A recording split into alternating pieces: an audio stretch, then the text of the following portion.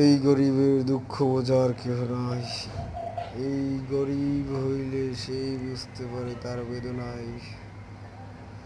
দুনিয়া কত নিষ্ঠুর সেটা বোঝা যায় কিছু কিছু খয়রাতি ও মুসাফির দেখলে। যখন নিজের সামনে দিয়ে চলে যায় তখন নিজের মনে হয় নিজের একবার তুমি এই যে চাচারা হাঁটতে যাইতেছে এই জায়গা ভেবে দেখো কেমন লাগে।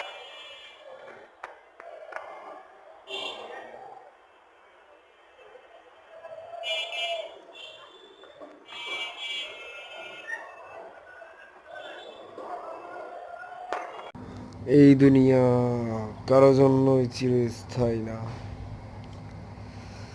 কারো শান্তির জায়গা হয় না এই দুনিয়া। কবরের আযাব সইতে হবে। এই দুনিয়ায় পাপ করবে, 3.5 হাতে গিয়ে ভোগ করবে, এটাই বাস্তব। ইয়া রাহমাতাল্লিল